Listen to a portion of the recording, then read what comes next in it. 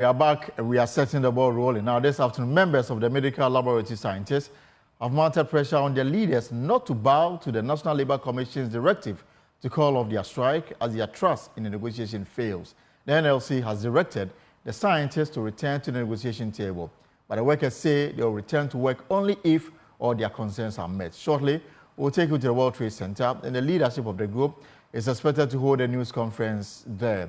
On the grounds, though, patients continue to bear the brunt of the strike. In the Ashanti region, kidney patients who require treatment have been left stranded.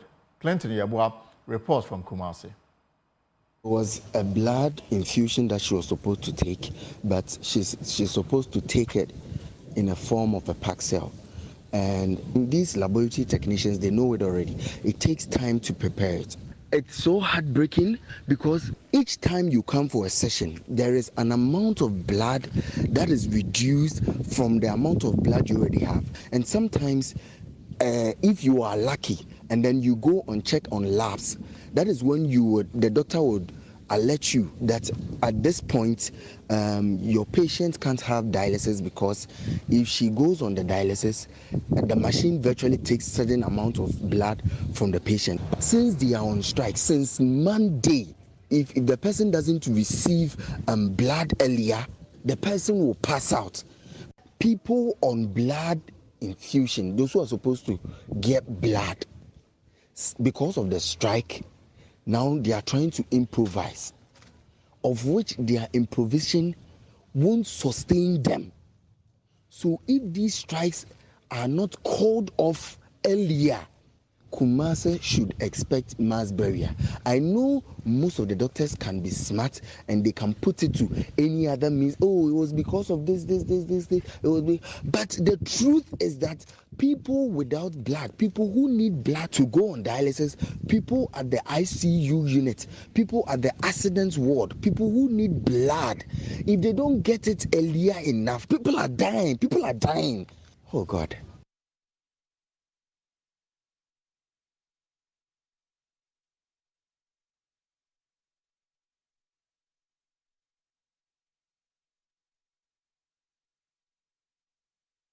So the leadership of the striking laboratory professionals will be addressing the news shortly. It's unclear what they will be communicating to the public as to whether they will listen to the directive by the National Labour Commission to call off the strike, or they want to keep it going as demanded by their members. As you can see, we have our cameras there. As soon as they are ready, we'll take you live to the World Trade Center, where the leadership of the striking medical laboratory professionals will be addressing the media. So we'll keep an eye on that. You stay tuned in and hear what they have to say regarding the ongoing strike. But let me take you to Parliament. Also, another very important matter.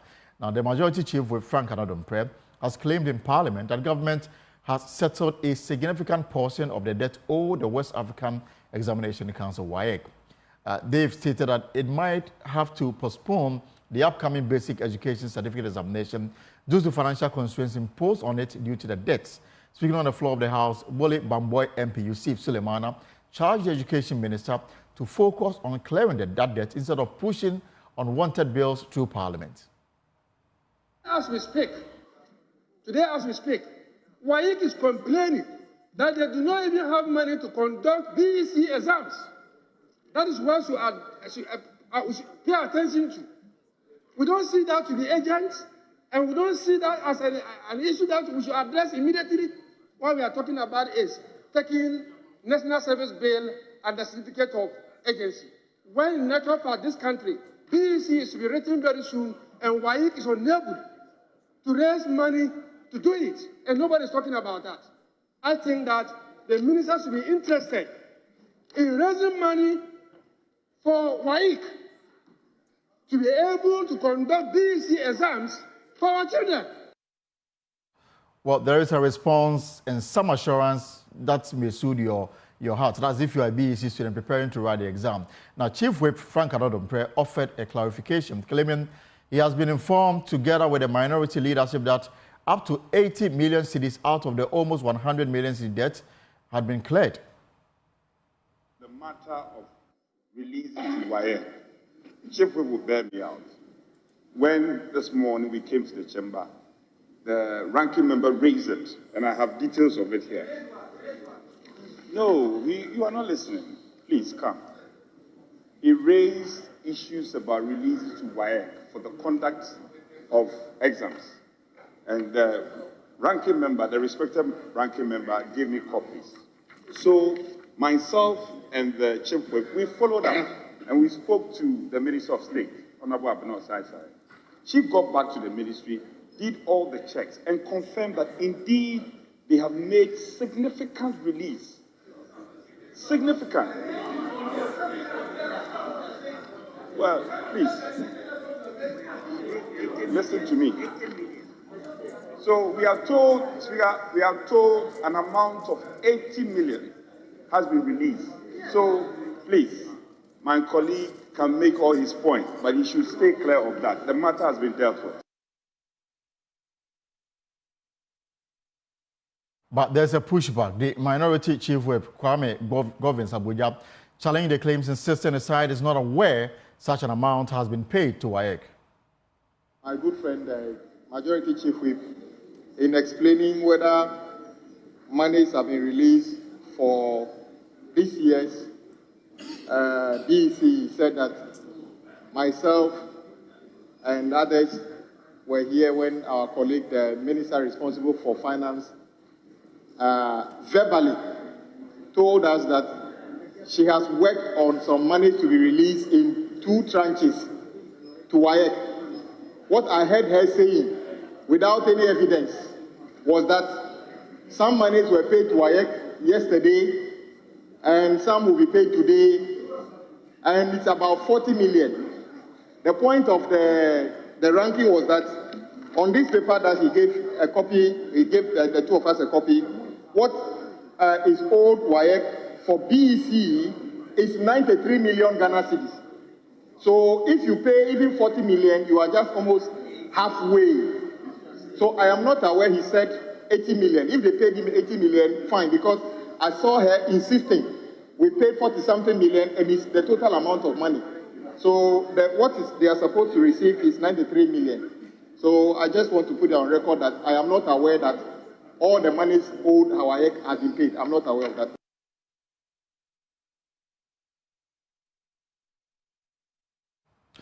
Right, this is the pulse here on Joy News. I can now take you live to the World Trade Center where the medical laboratory professionals are addressing the media. But we are not surprised at all. Colleagues, below is the outcome of the meeting. The National Labour Commission has directed that the employers and the union should, 1, take immediate steps to obtain the necessary financial mandate on the issues that are subject to negotiation. 2, ensure that an officer from the Ministry of Finance with authority to make decisions during negotiations attend this meeting.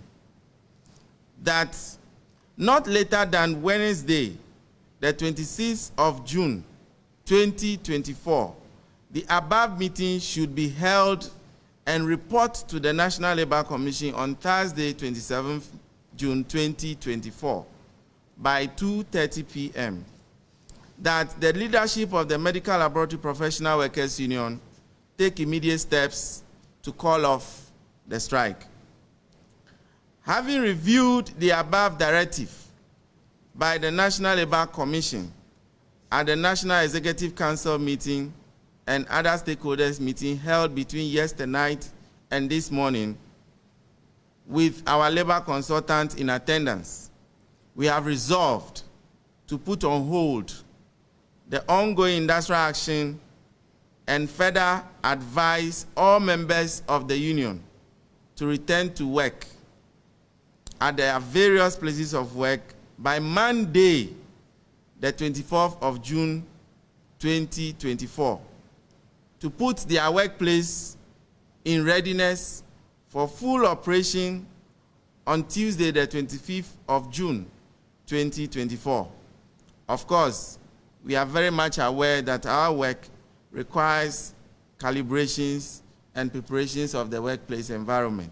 And for that matter, full operation might not be very effective on the Monday. But we are hopeful that on Tuesday, the workers can operate fully at their professional capacity. The union has also become aware that some facility managers and administrators have been deliberately victimizing and threatening some of the union members as a result of the industrial action. We take a very strong exception and advise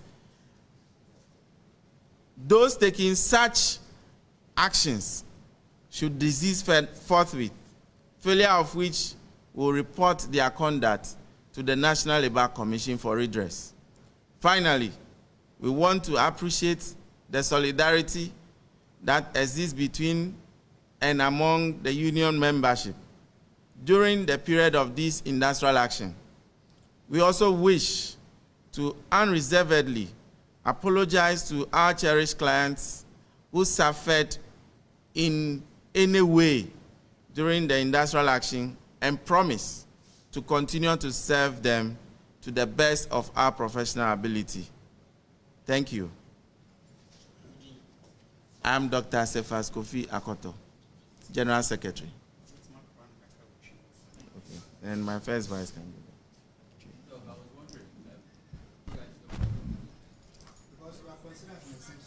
Yes. Yes. People have traveled and they may not be close to their workplace at the moment. And so if we issue such an order, okay. All right. We are very much aware that Saturday and Sunday are also part of our work because we are essential service providers. We run shifts and some of our facilities operate on Saturdays and Sundays. But we are fully aware that our members have traveled to their home and may not be very close to the workplace to resume work immediately. And for that matter, we are appealing that they resume work by Monday. Those who have traveled can travel back to their workplaces and start operation from Monday and Tuesday. So Monday they should go to work? They should go to work, can come on Tuesday. Exactly. Then run away because of the abusive actions on technology. Biggie will do that.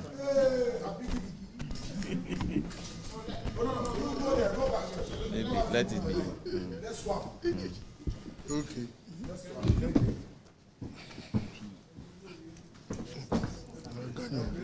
Can do.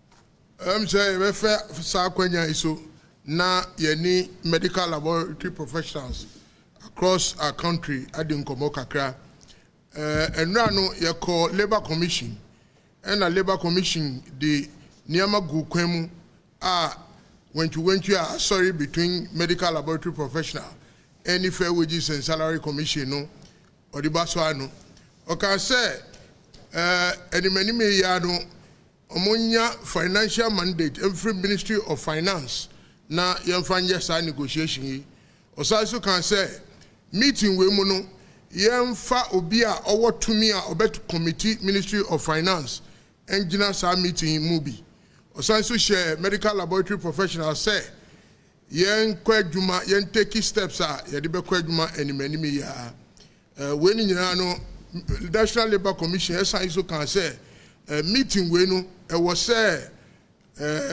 next week Wednesday yes our meeting here na Thursday the now what paper ye call Labour Commission no yembra na mbebone amande e wo sa anyame ya odi atutu akwemu no ne santi ene neck regional chairman e wo Ghana ha nyina no ye shae any stakeholders nyina ya din komo yie na akoba se se no ye striker ye di tu akwemu no ye betwentwen so kakra enye se ye yi afri okra o ba ye twentwen so kakra na ye di ahwe ade senia niama ebekono enti ne santi ye gitum se ye nwan mu bi no omu fa striker kwenya isu etutu akwan kakra enti dia ye kan say by Monday eye 24th June there one more mutu kwanye na omunye sure say ombeba bedru adwuma mu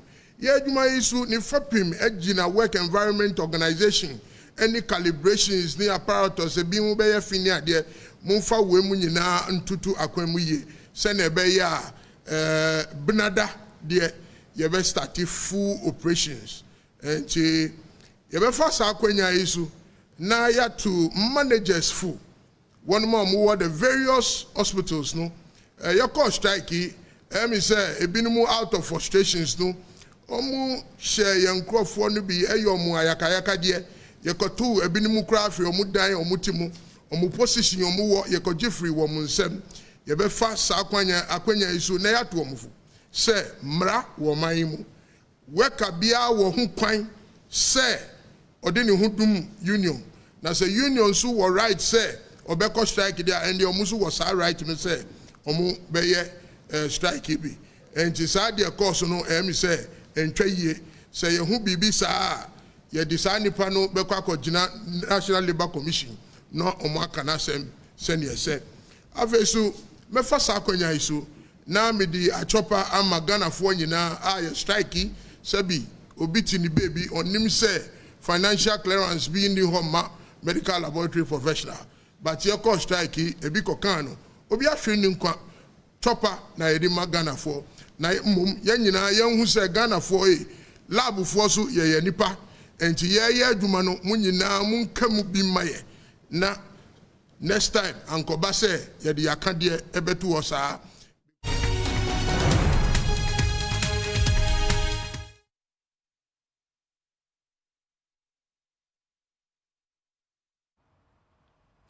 Right, so the good news this afternoon is that the members of the medical laboratory professionals, they've suspended their strike at least for now, and they've called on their members to resume work on Tuesday. This decision they've taken is as a result of the meeting they had with the National Labour Commission and the Fair Wages and Salaries Commission. They say that they are respecting the directive that the Fair Wages, the National Labour Commission communicated to them. For that reason, the National Executive Committee met and took this decision. So on Tuesday, all their members will be back at work, and then their full operations will resume, subject to government meeting their demands, which is still a matter of negotiation that is still ongoing between them and the Fair Wages and Salaries Commission. When we have further development of this matter, I will bring it to you. But for now, yesterday, the Ghana Statistical Service released a report which told us that as many as 7.3 million people in Ghana face poverty and lacking or have no access to healthcare, employment, education, and some live in very poor conditions. Unemployment contributes the most to Multidimensional Poverty Index at 32.6%, followed by poor living conditions, poor access to healthcare, and lack of education. Kofi Ajay joins me to help us break down this report that was released by the Ghana Statistical Service this morning. Kofi, so what has pushed a lot of people into poverty? Well, for this measurement of poverty, it's not measuring the money in your pocket, but just like you said, for you to be described as multidimensionally poor, it means you must be deprived of the indicators you mentioned. So we are talking about healthcare, education, employment, and then you're looking at your living standards. Okay. And for me, the most important aspect is the healthcare and the living standard. Okay. Then you can also talk about employment and even education. Because with your living standard, they looked at whether you have access to toilet facilities, water, and food before you even come to education and healthcare. Now, this is not a new survey entirely. This is a pure analysis from the 2021 population and housing census data that the Ghana Statistical Service, collected in 2021. So they are basing on this to make some of this analysis for us to know when it comes to multidimensional poverty, what is the true state of the country. So it's not measuring the money in your pocket. Kofi, I'd like to hold it there. Let me take our viewers back to the World Trade Center, where my colleague Papani Ashale is engaging the General Secretary of the Medical Laboratory Professionals. Where a few minutes ago, the lab technicians have made a decision, or lab scientists, I beg your pardon, have come to a decision as to the way forward on their strike. Yesterday, Thursday, they met the National Labour Commission together with some government representatives, and there was an order for them to consider calling off their strike. Well, they didn't exactly call that off. I have the General Secretary of the union here with me, Dr. Cephas Akoto, and he will walk us through exactly the decision that they took once again. Cephas, thank you very much for doing this with us. Pleasure. Great. So, Cephas, the order from the NLC was to call off the strike, but the terminology changed when you gave your presser just a few minutes ago. It depends on how you want to interpret it, but for us, we believe we are law-abiding. And so whatever decision or directive the National Labour Commission has given, our decision here is to reflect that decision. And for that matter, we are putting it on hold. At any point we still feel aggrieved and that our concerns are not being addressed, we will reactivate the strike action. Okay, so you use the word you are putting it on hold. It's on hold. So you are suspended whether it temporarily. Whether it's called off, we still have the right to revisit it. Okay. And for that matter, at any point in time, we feel shortchanged, we are going to reactivate the strike. Interesting. So you have between today and Monday to resume work. I heard you say that they should resume on Monday, but people are waiting for the pregnant women in queues. There are people with cancer that are waiting for your direction to doctors as to what to do at the moment. Why Monday? That's 48 hours from now. The truth is, the day is almost over. People have traveled to their various villages and homes, and they may not be close to where they work. And for that matter, we cannot say that immediately they should resume work. And the work itself... But that's exactly what you did. Immediately you called a strike. Yes, so it would just be fair that immediately you resume work. Of course, the strike is on hold. But then we have given time that by that time, if nobody has, if the worker has not resumed work, management within today, tomorrow, and Sunday cannot take any disciplinary action against such a member. Are you not being insensitive at the moment? We are sensitive. Let me tell you, we are law-abiding. And in fact, the decision to put the strike on hold is just in the interest of the patient. Because as I tell you, we have embarked on strike for how many days now?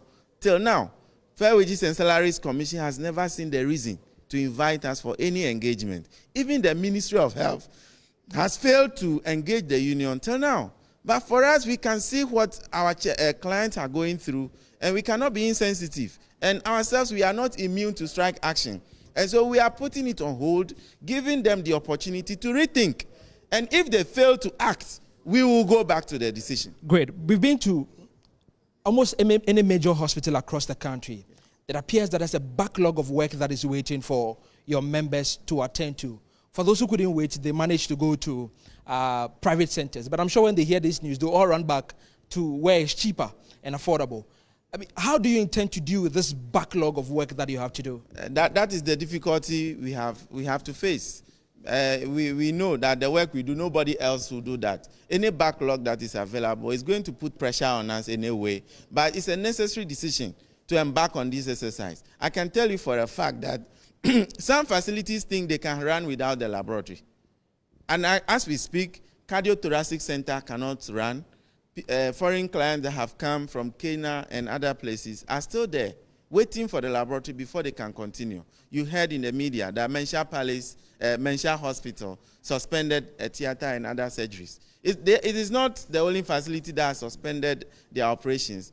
Major facilities in the country have suspended surgeries because without a laboratory giving you results, you can't go to the theater. But again, I'm asking, we know how important and crucial work that you do for the medical space, the health space. How do you intend as a union to deal with the backlog? Because if ordinarily you were treating 100 people a day, now you have a backlog of 500 people plus Saturday and Sunday, you are talking about 700 cases to deal with. How do you intend as a union to deal with that backlog? Are you going to work overtime or put in special measures so that you can clear this backlog? Simply, it's going to put pressure on us. We know lives are involved. So where there is the need to prioritize, we will do that. And we'll put plans in place depending on, because it's not the same case across. Some facilities may have high workload, some may not even have any at all. So the lab management at that level, they know what they have to do to clear the backlog. Okay, great. We'll come to what you expect from the meeting that you are supposed to go before Thursday. Now let's talk about one concern you've raised throughout your strike, that some of your members are being harassed across the country. I mean, this will be the third time I'm hearing this from your union. Specifically, though, what is happening where that you can point to that you think that some of your members have been treated unfairly whilst you're on industrial action? For instance, we have a member who has been asked to vacate his accommodation simply because he has embarked on industrial action. We have members who are laboratory managers, and these people have been relieved of their position simply because they could not keep their members at post. We have those positions have been taken from them. Some of our members who are casuals, management at that facility level has terminated their appointment just because these people have gone on an industrial action to press home their demand. I can tell you for a fact that we are not even going to leave that to happen. The casuals that they are maltreating or mistreating, some of them have been working for 20 years for a job that is continuously available. And every 3 months, management will terminate their appointment and renew. If they are not needed, why do you keep them at post for almost 20 years? Safas, listening to you, I'm doubting the message that you're putting across that some of your people are being harassed elsewhere. You haven't given me a specific example where this happened. You mentioned about people who keys have been taken from the others have been asked to vacate their office. Where specifically this happened? Because these are things you've also promised that you're going to take to the National Labour Commission. I can tell you, Pong, for instance, a member there has been asked to vacate his accommodation. If you go to Holy Family Hospital in Techiman, people have been threatened that their appointment will be terminated. When you go to Holy Family Hospital at Nkoko, management at that place has declared positions vacant. And Faith Mission. And in fact, the list is there. If you want me to furnish you, I'll give you. But the point is that it is not also good to put the names of this facility out there without engaging with them. And so for us, it will be proper that we rather visit the management at that level to understand their challenge. Because the exercise we have embarked on was a legal one. It was their right to do so. So under normal circumstances, management should rather be speaking for these people instead of taking legal or, let me say, disciplinary actions against them. Great. Let's come to your expectations from the meeting that you are expecting to have with government, especially Fair Wages and Salary Commission. What really, again, going to that meeting, what are your expectations for that meeting? We know this meeting is supposed to be a negotiation meeting. And at negotiation, you don't get everything. So as a union, we practice interest-based negotiation. We have genuine concerns over the demands we are putting before the employer. When we meet the employer should be able to tell us their difficulty, and we meet each other halfway. But the situation where the employer will take an entrenched position, and if the union also take an entrenched position, for instance, we have compromised to call off our strike just because we feel the plight of our clients. Management has not taken any step to address any of our concerns. But we have seen what our clients are going through. And as humans and law-abiding people, we want to go in the direction of the National Labour Commission, putting all our faith and trust in their authority. Should they fail us beyond this period, we will know what to do. Sure. I'm really grateful to you. So that's the General Secretary of the lab scientists you just spoke to. And you just heard from Cephas. Dr. Cephas Akoto here. He says that, well, they have hope in this particular negotiation. They've been given 5 days between now and Thursday to negotiate with government, specifically the Fair Wages and Salaries Commission. They are hopeful that it will become fruitful. We just heard from them that they're also willing to take up institutions that have been harassing their membership over the time period where they have been on an industrial action. Well, there's more that we'll see from this particular action. But for now, the union says they have put their industrial action on hold, suspended, but not called off entirely, and will be reactivated if these negotiations don't go as planned. Well, Alton, this is what exactly we can report from the World Trade Center, where they've been holding a press conference on the way forward of their strike. Well, thank you very much. That's our correspondent, Michael Ashali. And the news this afternoon is that the laboratory professionals, they are back at work, but you'll see them on Tuesday. They've suspended their strike, and they will resume work on Tuesday. And they have other concerns. The government is hoping that by Thursday, they will deal with all these matters so that their issue of conditions of service will be resolved there will be some finality to the matter. So on Tuesday, expect them to be at their desks at the various hospitals as they offer their services to the public. And relating to that is the fact that a lot more Ghanaians have no access to health.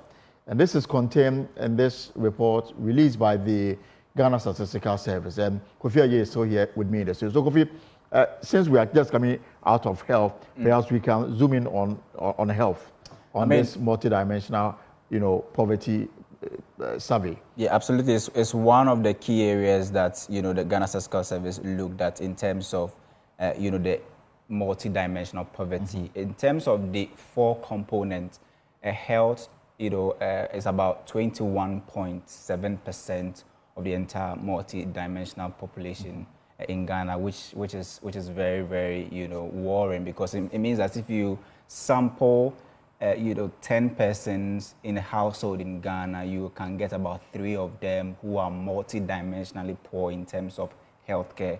In terms of employment, it's about 4. In terms of living conditions, about, the same thing, 3. And then in terms of education, you can talk about 2 out of 10. So on your screens right now is the total population that you mentioned that are multidimensionally poor. 7. So these are households. Million. These are households, persons in the household. So what is their definition of a household in this survey? So a household, I think now is about a size of 4 or 3. I'm not so sure of that, but you have the heads of households, but each household was sampled, and this time around we are talking about persons. So in as much as the survey speaks about households and their heads, they also speak about persons who are multidimensionally poor in the country. In terms of the population of household, we are talking about 30.08 million people, and out of the 30 million, 7.3, that's like a quarter of them. Exactly, it's a quarter. A quarter of the population living in abject poverty. Absolutely, in terms of the 4 indicators that we mentioned. Let's look at some more interesting findings from the survey. Now, if you talk about the gender mix, we are talking about 51.34% females, and then male about 48.46%. So it means there's more female who are poor. But the point is that men are supposed to be head of these households. So what is happening? I mean, so it's even worrying to have almost half of almost half. In terms of gender, is almost the same. 48 against 51, almost the same. Possibly also tells you that maybe the dynamics are also changing, where females are also now possibly working and feeding, and supporting a male like we used to see previously. And in terms of the severity of this multidimensionally poor population that we are talking about, the severity is around 43.8%. It means that if you look at the multidimensional poverty bracket, those who are in severe conditions, out of the 7.3 million, 43% of them, their situation is worse. Nothing to write home about. Absolutely, you're talking about that same 7.3 million people. Let's look at that interesting findings, and you see what we were speaking about in terms of the 4 indicators that were used to define who is multidimensionally poor in Ghana. You can find for yourselves, all the 4 respective indicators: employment, living conditions, healthcare, and education. But the point is that if the person is employed, he'll be able to meet all of these demands. But the question is also that what's your income to also meet the living conditions, demands, the health, and then education. So you may be employed, all right, but you may be poor.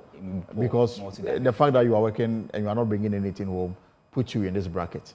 Of course, sometimes you may be earning, but also inflation is taking a toll on your income. It's taking a big chunk of your salary, and that can also, put you at risk in terms of... basically, if you look at this carefully, it tends to agree with earlier, same survey put together by the Ghana Statistical Service, where they came to the conclusion that about 80% of the workforce earn below what? 3,000 cedis, right? Yeah, 3,000 Ghana cedis, earn below.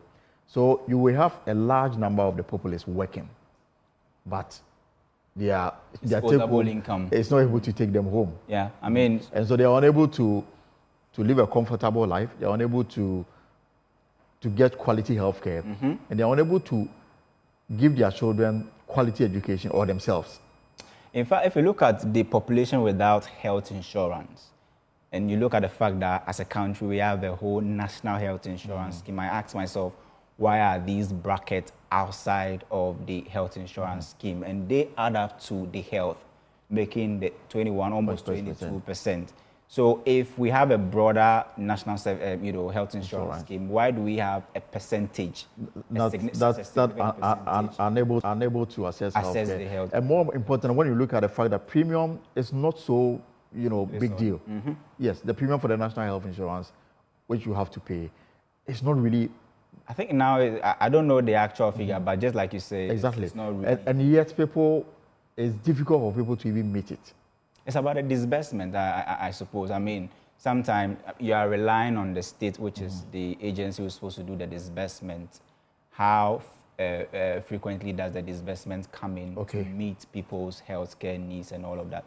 I don't know if we have the regional breakdown. I'm very interested in that. Yes. Now, this is when you look at the multidimensional poverty in terms of population, not severity, but population, or we're not talking about the percentage or the severity, but in terms of sheer population, Ashanti region has majority of its population, a bigger number in terms of the number. So out of the 7.3 million, the Ashanti region have more people in that number than any other region. Is it because the region is the first or the second most populous in the country? Yes. When you are doing something like that, we are likely to have more people, more respondents from the Ashanti region. So in the Ashanti region, it's a city. You have the Kumasi as a city. The region itself is big in population, but it's surrounded by a lot of communities who are in the rural areas. And we know that this multidimensional poverty is severe in the rural areas than in the urban areas. And you have migration, serious migration also ongoing in the Ashanti region, where everybody from the rural area wants to go and live in Kumasi. And does this in any way suggest that in terms of the poorest regions in the country, the Ashanti region is number one? Well, I may not put it that way, because, I mean, if you're talking about poverty, then if we are using the 4 indicators, then I can comfortably say that Ashanti region is leading in terms of the multidimensional poverty. Looking at it from just sheer population, then Ashanti region will be leading, followed by the northern region. In terms of those who are the number of people deprived of healthcare, education, poor living standards, and possibly, the other indicator, then the Ashanti region will be leading. But when maybe we do it in monetary of course, it may be different. But I'm also interested whether this survey went, especially for health, went into establish whether, in terms of access, perhaps it's because the health facility is also not close to them. So the person may need to travel. Yes. And he looks at it and says that I can't even raise the money to travel, let's say, for example, from a village around the Dra to Kumasi to access healthcare at Konfanoche. You will have to travel at least 4 hours to do so. And the person may have the money to access healthcare, but he may not have the money to embark on that 4-hour journey. That's an interesting disaggregation. When you go into the population and housing census data, you find out that they call these essential service centers. Right. I mean, healthcare, for instance, and schools. Now, for healthcare, you see significant, difference between where the healthcare facility is and where, people are supposed to access it are. It's predominant in the northern part of the country, and then also in other parts, the middle part of the country, where healthcare facilities are, so distant from the towns and villages. Right. Possibly the reason why the one district, one health facility is very important. Agenda 111 yes. initiative was introduced to make sure that you break this sort of long proximity, and then you have people closer to the health facilities. But to date, we do not know the proper status of all these 111 hospitals. We know, for instance, even in the Greater Accra region, where you can easily get access to healthcare, healthcare and transportation, you have a hospital like the La General Hospital, which was broken down, I think, 3 or 4 years ago, and it has still not been built out. And all of these things add up to the kind of multidimensional poverty that the Ghana Statistical Services is also defining. Is there any other? Yes. Yes, in terms of the sectoral distribution of the economy, a lot of the poverty we are seeing at the multidimensional level comes from the agri sector. And industry sector is leading, followed by the services sector. Okay. And so maybe that will end it. And you see that the services, if you have your household being led by somebody who is a farmer, you are likely to be poor. No wonder the services sector has taken over agriculture in terms of our national growth. Yes, so this paints a picture of the economy and also tells you that you still have significant number of our population being employed by the agri sector. Possibly it's just that maybe they are not getting the right. Of course, we have over 50% of your population involved in agriculture, yet they are poor. Yeah, so I mean, that's what we have in terms of the multi-dimensional poverty. It's not money in your pocket, but how deprived you are in terms of 4 strong indicators. Employment. You have also healthcare, living condition, and then education. There's more. There's more in here. But my only worry is that when they do this, they don't offer recommendations as to how to reverse some of these things. The Ghana Statistical Service. I mean, their mandate is to put out the data for policymakers to look at it and draw conclusions, draw policy out of it. But sometimes they do provide recommendations, and usually when they are publishing some of these, rich reports, they do not add the recommendations because they are for policymakers. But when they are submitting it to policymakers, I'm sure they definitely add recommendations for policy direction. Right, and so out of the 7.3 million, 47.7% of them are not working at all. At all. That's very terrible. And Kofi, you have a show tonight at 5:30? Yes, beyond the numbers, we are looking at remittances. It's a big component of the Ghanaian economy where it brings in approximately $8 billion in terms of inflows. But the problem is that we are not able to track everything. And the dichotomy in terms of the regulation at the banking sector side and at the fintech side has created loopholes and leakages for people to take advantage of it. So tonight, we are tracking what we call Ghana's missing $1 billion in remittances. We are after $360 million from the IMF. But do you know that we are losing close to $6 billion in non-tracking of remittances between 2016 and 2020? So tonight, that's what we are looking at on Beyond the Numbers at exactly. Of course. 5:30. And it ties in well with the conversation we want to have this Friday afternoon. The Ghana we want versus the Ghana we have right now. We have that conversation coming to you pretty shortly. But let me take you to Parliament because the member for Bole, Yusuf Sulemana, is accusing the Lands Minister Samuel Abu-Jinapor and the Minerals Commission of handing out large mining concessions to foreigners without proper consultation. This lack of consultation, according to him, has led to heightened tension in the constituency. Yesterday, the Vice Chair and Secretary of the MPP in the constituency were allegedly brutalized by some soldiers allegedly guarding some of these mining concessions. Speaking to journalists in Parliament, Yusuf Sulemana warned there will be further disturbances if the process of handing out these mining concessions is not streamlined. So it's an issue that we are all worried about. First of all, let me say that it's on record that from the beginning of my constituency, that is Bamboy, to the end of it is full of mineral deposits, both right and left sides of the road. And so, of course, you have some galamsey activities going on there. And the move was for us to regularize these small-scale miners so that they don't destroy the environment. As I speak to you, only 4 small-scale mining associations have been granted licenses. And so majority of the youth are forced to continue with the galamsey business. Unfortunately, from February to date, the Ministry of Lands and Natural Resources has allocated the land or has apportioned the land to over 7 large-scale miners, asking them to go and prospect. And the problem is that there was no any proper stakeholder consultations.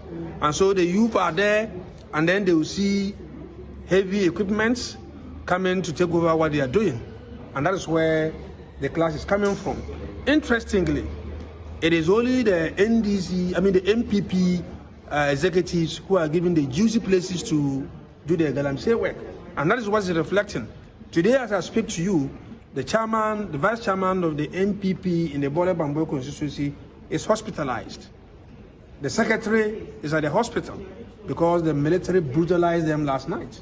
They brutalized them because we are told that some ministers have asked military to go and protect the Chinese who are there doing whatever they call it. They say it's prospecting, but I tell you, they're mining. And so the youth involving constituting the MPP executives are saying that, look, we have not been involved, we have not been told anything, and the letter we are doing here is being taken away from us. So that is where the resistance is coming from, and the military couldn't also restrain themselves. So they ended up brutalizing them. And then when the vice chairman was arrested and taken to the police station in Bole, of course the youth have to solidarize with him.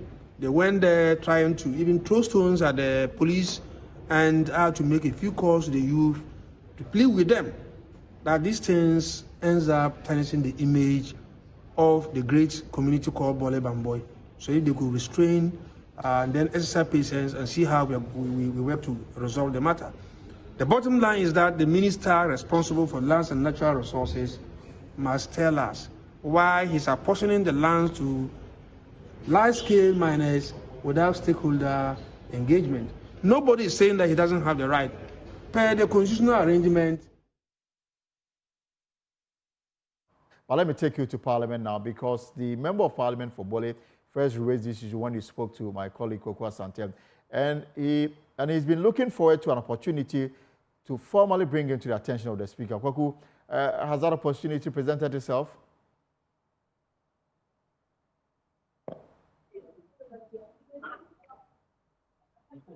Hello, Alton. Yes, you see, Sulemana has indeed raised this issue on the floor of the House. He has raised this issue when the business statement was presented by the majority leader, Alexander Fenyo-Markin. He did indeed make that point, and the kind of allegations that he had made earlier on about the military brutalization of those two political party executives of the New Patriotic Party. And what he also says is the military providing guard to illegal miners of foreign companies in the constituency. So he has indeed brought that to the attention of the House. He has asked the Speaker of Parliament to implore on the business committee to schedule the Interior Minister as well as the Minister for Lands and Natural Resources to all come and brief the House. The majority leader has responded affirmatively to those concerns. He indeed has said that those are quite legitimate concerns that he has expressed, and they will be working to ensure that they can get the Minister for Lands and Natural Resources as well as the Minister for Interior to come and brief the House what exactly may have happened. But because he may not be sure of how expeditiously they'll be able to get these ministers to come to the floor, he has been urging the Member of Parliament to file an urgent question that will get those ministers to come to the floor and answer the questions. But as far as he's concerned, he's going to put in process the issues to get the two ministers to come to the floor and answer this. Because they were all commenting on the business statement, MPs were not allowed to comment on the concerns that they have expressed. But the Speaker did say, and by the Speaker, I mean the second Deputy Speaker, Andrew Amarko-Esiama, and MP for Femina, who said that was a pretty serious issue.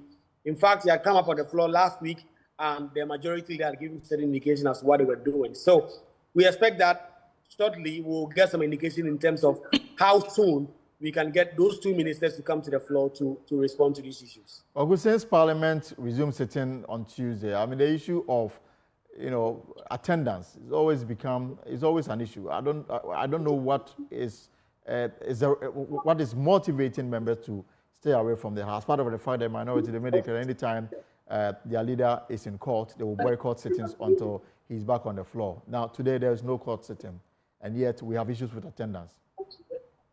Yes, indeed, Elton. In fact, at the time Parliament started sitting a little after 12 noon today, there were not up to 30 or 40 MPs on the floor. But the House proceeded to do business anyway. And while they were commenting on other issues, we had a number of NDC MPs, particularly Ibrahim Murtala Mohammed and the MP for Bole Bamboy, Sulemana, who said that it is because these NPP MPs have abandoned their responsibilities and are following the Vice President around to campaign. That is the allegation they made. Of course, there were no response from the majority leadership side on that. But at a later point in the sitting, the minority MPs did raise an issue of quorum.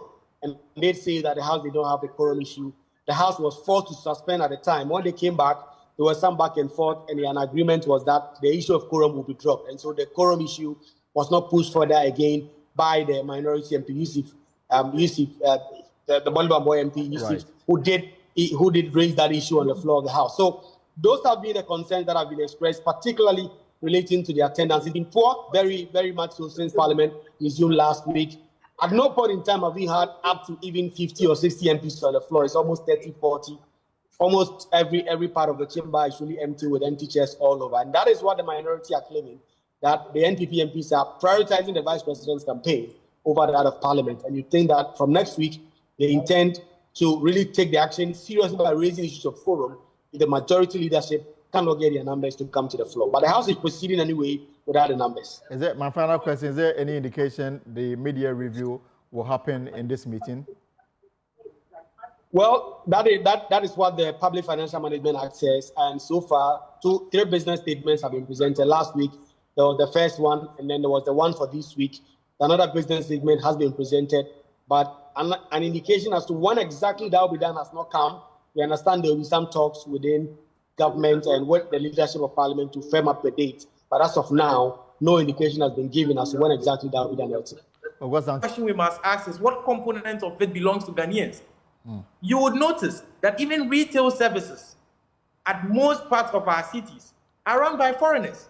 Ordinary retail services are run by foreigners. So if you have foreigners, dominating your market, how do you expect your own citizens to survive that sort of system? And so we must now begin looking at what component of our GDP, does the GMP, belongs to our citizens, and begin to put in strategic steps to make sure that we empower our own people one by one. And it's not about selling hotels to them.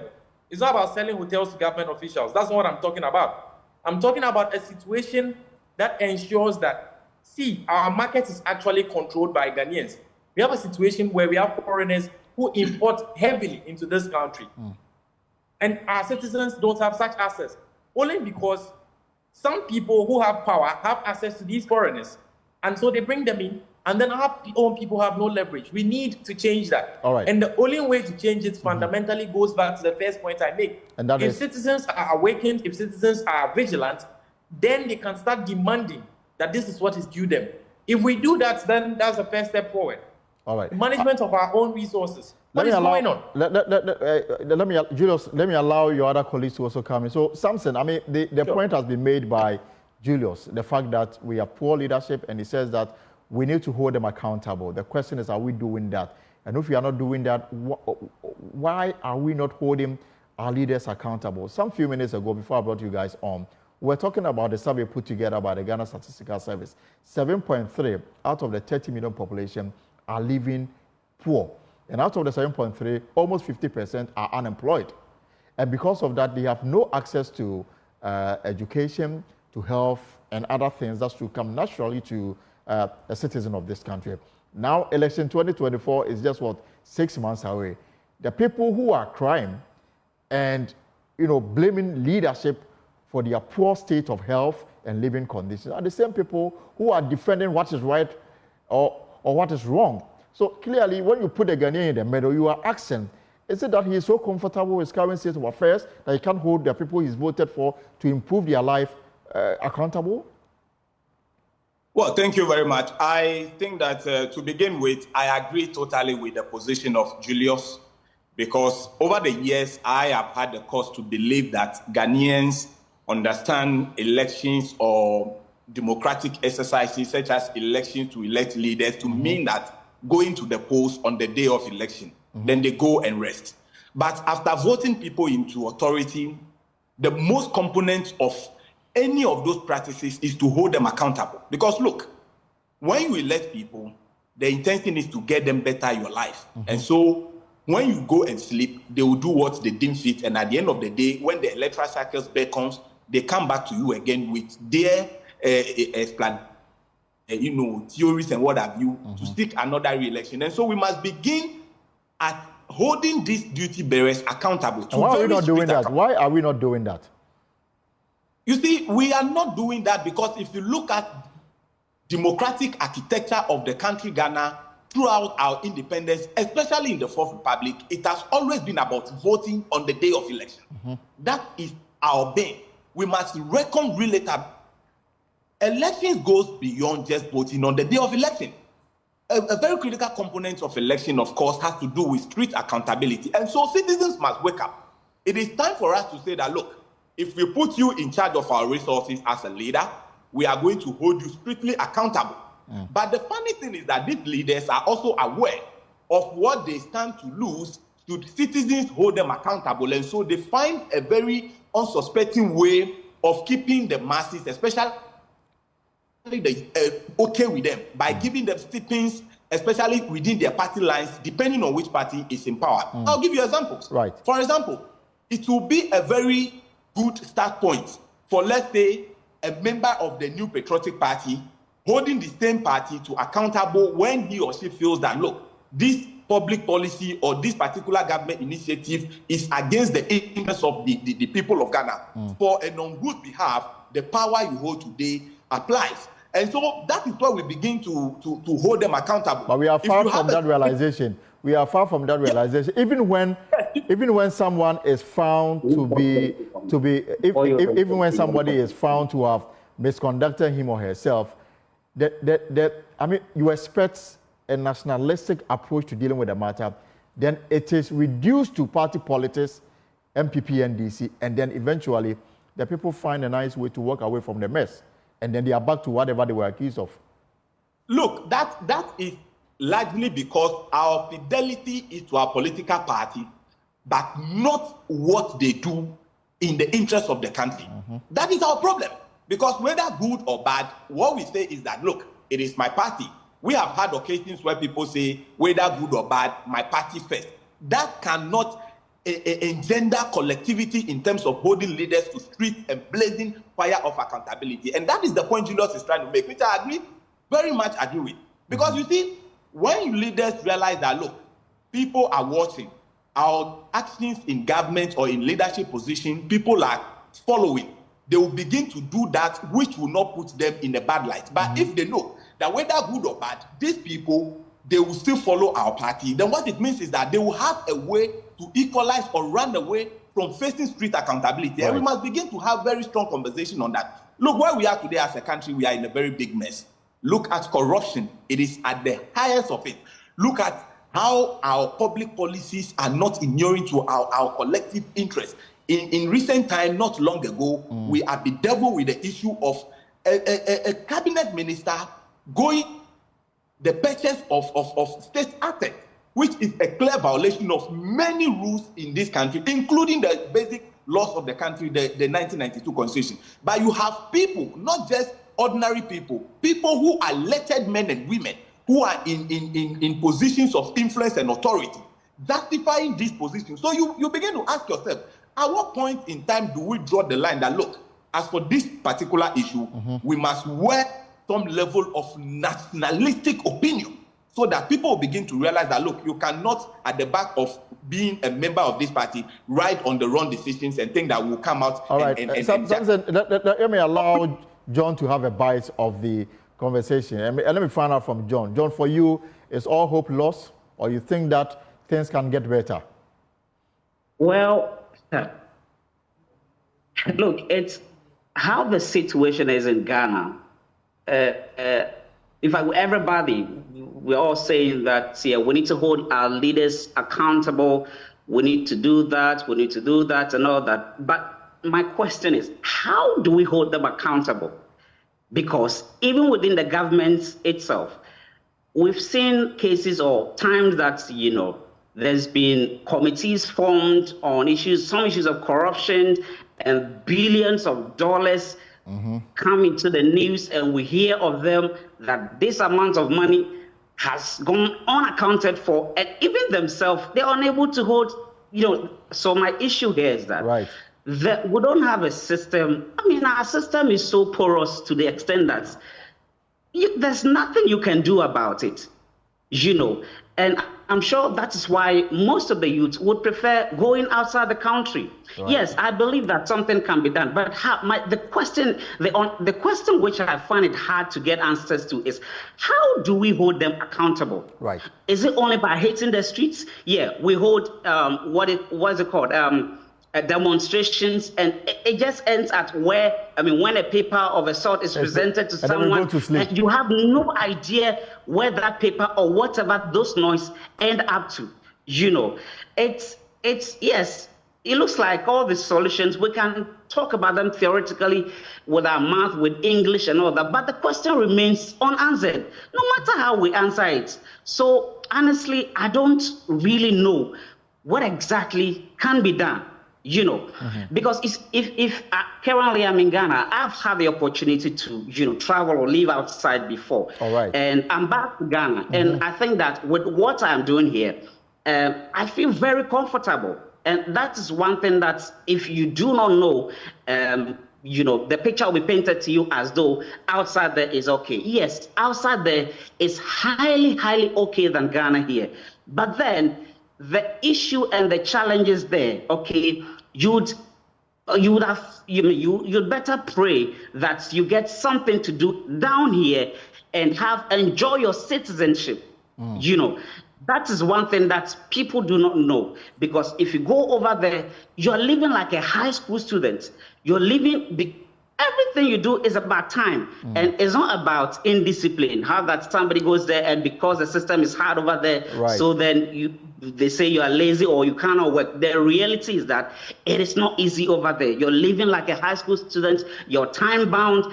You don't have your privacy. You don't have your privilege. And so I prefer living in Ghana here, because currently, with what I am doing here, I at least I get something which is okay.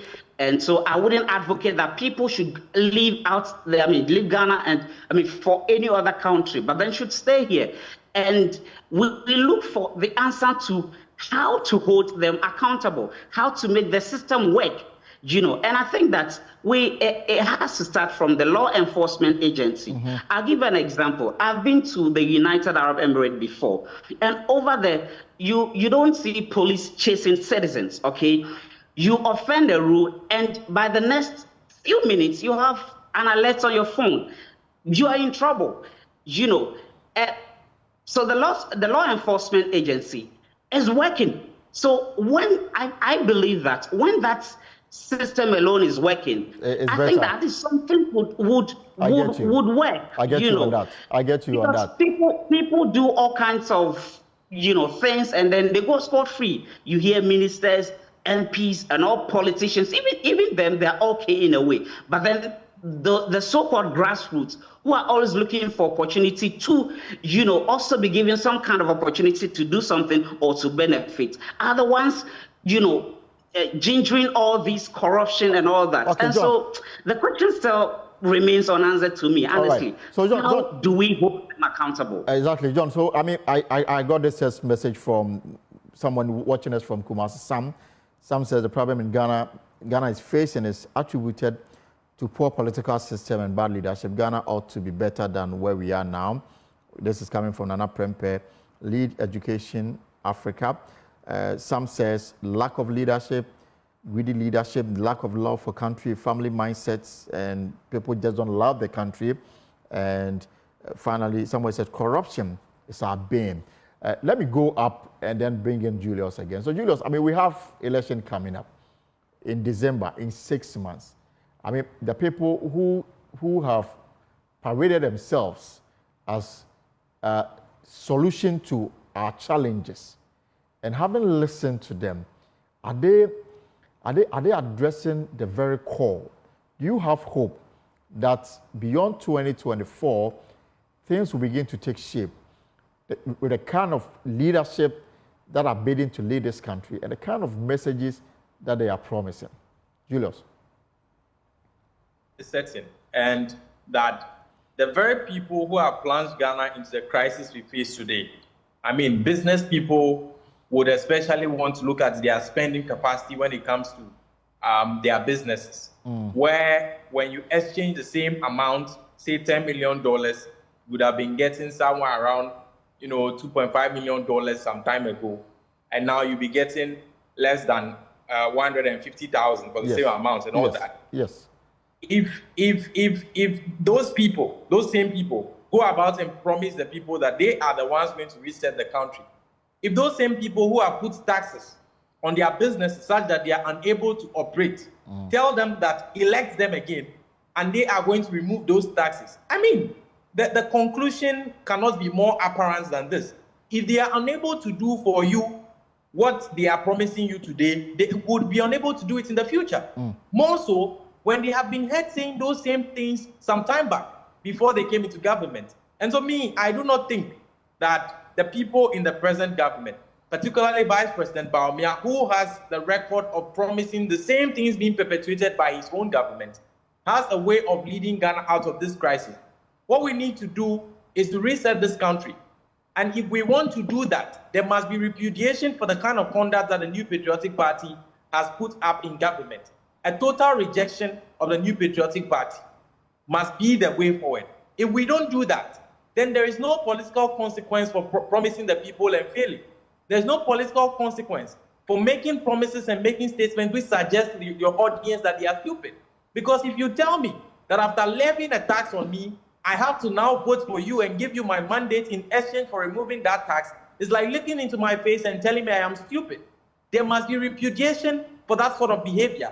And that is what Ghanaians must do come December 7, 2024. Beyond that, it is condoning the theft, it is condoning the corruption, it is condoning the misgovernance, it is condoning the mediocrity which the New Patriotic Party has put forward.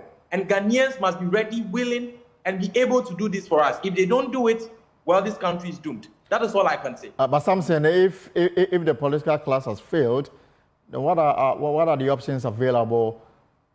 Well, the point is this. The argument is that, yes, the entire political class has failed and all those things. But that is an argument which has been systematically advanced by the New Patriotic Party to make sure that no difference is seen between the things that have happened in the past and the things that are happening now. Let's be honest with ourselves. The NDC was not a perfect party between the periods of 2008 to 2016. Far from that. There were wrong choices, there were mistakes, all of that. But for us to be made to believe that this level of misgovernance, this level of corruption, this level of, just wanton abandonment of duty, saying that I am not responsible for this, but claiming credit for that and all that, it has never happened in the history of this country before. Right. And issues that have never been politicized and weaponized. For the first time, the people who weaponize those same issues are unable to speak to them. Exchange rate, for example, was weaponized for the first time by Dr. Mahmoud Bawumia. He's unable to speak to those issues today. And so for you to say that those issues exist under all of them is to deliberately, try to set aside the very things that distinguish one person from the other. Let me bring in the case. And so the Ghanaians must see the difference. Right, Julius, Ghanaians must make sure that there's political rejection for that sort of behavior, and that is what we must do come December 2024. So Samson, as you have your bite, so for you, is there absolute no hope in the political leadership? And when I talk about political leadership, I'm looking at all sides. If you take from when we won independence up until now, if the blame is put on the politician and there is no hope, then what are our options? Great. I think that no matter how we look at it,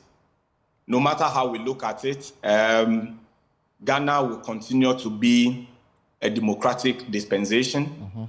And as a democratic country, we will always have politics as part and parcel of our leadership circle.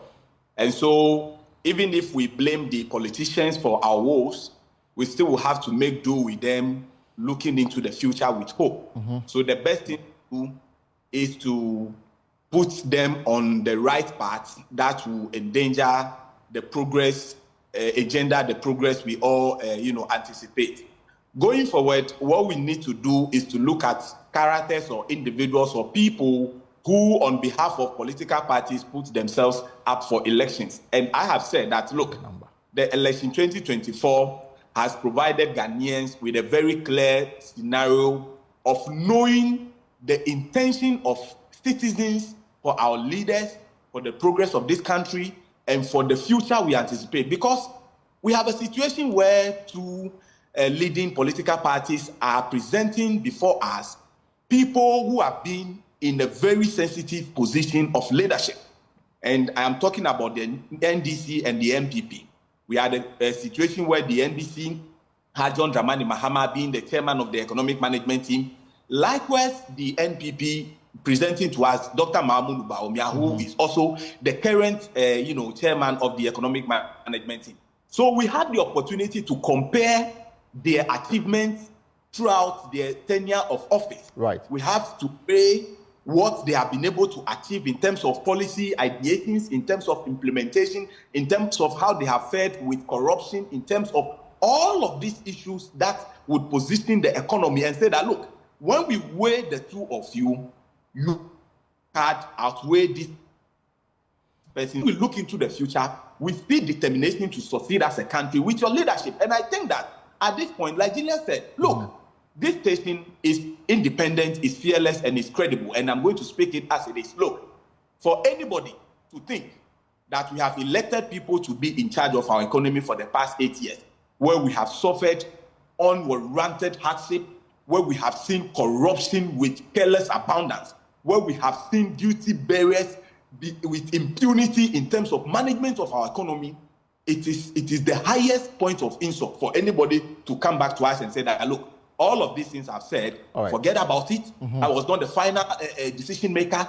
When you give me the final decision-making position, I am going to turn things around. Look, Ghanaians are going to judge all these leaders who are putting themselves up now by their work in the past and what they have achieved. Something, thank you. Just 1 second there. There's a lot of interest in this subject, and people are already calling in. So we're going to put the number on the screens for you to call in if you want to contribute to this discussion. It's Friday, so we are taking it very easy here. Already we have Abena on the line. Abena, good evening and welcome to the Pulse. Good evening, my brother. Thank you very much for having me on your program. So Abena, tell me, are you happy with the state of affairs? Honestly speaking, I would want to say that standard of living is high as compared to previous years. But I also want to believe, and it's true, that our country, Ghana, has gone through very difficult times in the past. This is not something new. Like in a building project, if the foundation is very solid and firm, it has to happen. We have to, in the days of J.J. Rollins, may he so rest in very perfect peace, we went through very difficult times where all Ghanaians wore the Rollins chain, the bones in our neck was all very prominent. We were patient. We went through the problem of Kalabuli, where you buy something at 12 midday, you go back at 1 p.m., and the price has tripled. We went through all this period. We went through the period of John Dramani Mahama, where after his 8 years, Ghanaians came together and they said, no, we want to try MPP. MPP has now come, and we are still suffering today. I would want to believe that in the 27 years of NDC, if they had built a solid foundation for this country, we will not be where we are today. Thank God. MPP, when you look back through all this that I'm speaking about, MPP is the only government that has credible policies that if Ghanaians, we are patient enough for them, they can bring this country to a place where we will all enjoy. My brother, can you imagine yourself sitting there right now that you cannot read and write? Can you imagine yourself? Right. If you can conclude for me, Abena. You cannot read and write. So if you can conclude for me, Abena. If you can conclude for me. PSHS, it's about the future. So we should be patient for Dr. Bawumia to come. All right, thank you so much. Thank you so much, Abena. So the number is on your screen now. It's 030-221-1691. We have just some few minutes to wrap up this conversation. If you want to join, this is the perfect time. So let me bring in John. So John, we are wrapping up. I mean, let me pick your talks on the way forward. You've lived abroad. You've come back to Ghana. you say that even though things may not be okay, you are very comfortable because you are living in your own country. Some are desperate. They want to move out, and they are prepared to pay any amount to get that visa. What will be your final thoughts as we begin to wrap up? Yes, so I think that in as much as things look disappointing, I still believe in the fact that the country will get better because it's not just, building a nation is not just one day or just, we're all talking about 60 years and all that. And a lot of mistakes have been made here and there over the period. And it looks as though it's such a long period that same silly mistakes and errors and so-called incompetent government and leadership have been have been in existence. But I still believe that, with time and when the right things are done, when the right lessons are learned, I'm sure that with time things will get better because we've seen countries who, didn't have much or they were really in desperate times. And now it's some way, somehow, things are getting better for them. The case of, Rwanda and other countries. All so right. I still believe in Ghana. I still believe that things can get better. Thank you very much. Thank you very much, John. Isaac has been on the line for some time now. Isaac, good evening. I'll give you 30 seconds to tell us what you think of the country Ghana. All right, thank you, and I appreciate the time you have given to me. Honestly, we are not happy with what is happening in the country, and it's very much worrying. You look at current happenings, and it makes us have some doubts about the future of the country. But I'm a youth, and so I want to assure my colleague youth that you shouldn't lose hope. We always blame the politicians of some of these things. But trust me, since there are places where you ask of what's happening, that's the very people blaming the politicians. We do even worse than what they do. I'm a teacher, and I can show you some of the things that colleagues do at school, instructional hours and other things, and they waste them. But in the end, we all come back and blame the politicians. Okay. But if we want to build a country, I think it's a collective decision. We all sure that we do diligence in whatever we do. Other than that, the politician will still be doing things that are not pleasant to us. And then we also continue to do what we think is good in our sight. Meanwhile, it's not good. And then in the end, we will come back to class one. So I think in as much as the politician is to be blamed for most of our plight, I think we as citizens should also have a look at some of the things we do. It is a collective decision. All right, thank you so much, Isaac. Because of time, I can't go back to my friends Julius and Samson, but you've made your point and you've made it quite forcefully. There are so many stories on myjoyonline.com. If you should visit myjoyonline.com, medical laboratory workers suspend strike. 2 brothers shot in Bole. The Bole MP accuses Lands Minister of granted mining concession to foreigners. BEC might be postponed, but we have been told that government has paid 80 million of debt owed WAEC so that the BEC can come on successfully. Well, that's our show for today. It's been exciting. I've enjoyed the last conversation about the kind of Ghana we want and the kind of Ghana we have now. Hopefully, we'll have another platform to discuss this matter even further as we move towards the 2024 general elections. But whatever you are up to this weekend, I hope it's profitable. My name is Elton Bobby. As always, a pleasure to be with you on the post. Good evening and take care.